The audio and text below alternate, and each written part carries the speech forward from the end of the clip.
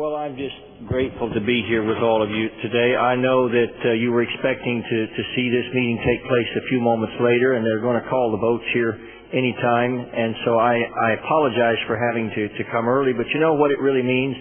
I mean, it means I didn't want you to have some notion that my commitment to you had waned in any way, because I truly believe that your persistence is an example to Capitol Hill. I see so many of the same faces that come here and continue to fight for the cause of freedom in Iran, and I just thank you so very much. And I know that the people at Camp Ashraf are extremely grateful to you, because I'm sure that so oftentimes they begin to feel very alone and lost, and that nobody knows their plight or even sees the challenges that they face every day. And it's not easy, I know, to do the things that you do, but if we consider the challenges that they face in their life every moment, it makes it a lot more plausible for us to get out and try to support them and to try to work for their freedom. And I'm, again, very, very grateful to all of you for fighting for this cause of human dignity and freedom. You know, I have to suggest to you that this year 2012 is a destiny-shaping year for Iran, for America, and for the whole world. We are facing some great machinations, some great events in our country here in America related to an election, related to the direction that we will go philosophically for a very long time. I will be extremely transparent with you. I believe that this administration has failed many times the dissidents in Iran when they had perfect opportunity in 2009 to stand up and say that the people who represent freedom in the world are with you. We are committed to the cause of freedom in Iran, and we understand the oppression that Ahmadinejad has placed upon your people. I am sorry that our president didn't do that when the opportunity was there. And my hope is that in this coming year, maybe that will change. And if it doesn't, my hope is that we change presidents. I'll be very, very open with you, very direct with you. I do hope that you don't forget to look to brighter days, because these are extremely challenging times. If Ahmadinejad is able to gain control or access to nuclear weapons, I am afraid that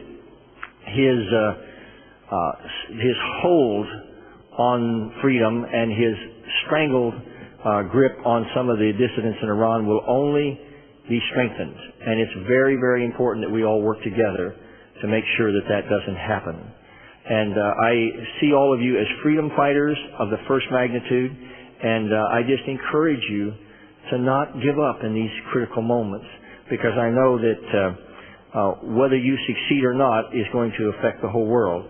We know that the Iranian regime has placed many atrocities upon the Iranian people, but perhaps no one has faced the heavy weight of those kinds of things more than the people at Camp Ashraf.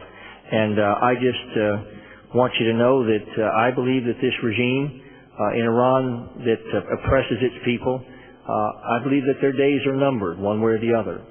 And I hope that you all understand that there's a great many people in this country that are with you in our hearts in every way. When we saw some of the tragedies in Iran, we as a people responded, and we know the cause that you fight for, and we're there. Now, there was a time a long time ago when King Philip's Armada was coming against England. I think it was back in 1588. And it looked like it was a hopeless situation. It looked like that there was no way that they could fend off this number of ships coming from Spain, and that it was probably going to be the end of England. And they told the Queen of England that they were potentially going to be overwhelmed.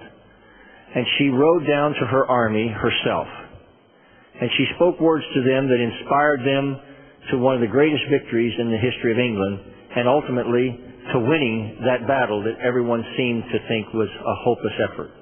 And she said something like this. She said, "My friends, my loving friends, we see the sails of the enemy approaching. We hear the guns across the water. Soon now we will meet them face to face. I am resolved to come here to live or die amongst you all. If we stand together, no invader will pass. Let them come with the armies of hell, they will not pass. And when this day of battle is ended, we will meet again, in heaven or the field of victory. And I truly believe that the whole world should thank all of you in this room, because your battle is not only a battle for freedom in Iran, it's a battle for hope and freedom across this planet. If you prevail, if you win your battle, I think one of the great threats to humanity, which would be an Ahmadinejad with his finger on the nuclear button, will be diminished for all of us. I think that that threat will be diminished in a significant way. And if you prevail on behalf of the people of Camp Ashraf, then you prevail for the cause of human dignity across the world. You prevail for the cause of human freedom. And I just say two things. Two things. Thank you with my heart. Thank you on behalf of people across the world. Thank you on behalf of my 3-year-old twins. Thank you for having the courage to stand up for those who can't defend themselves.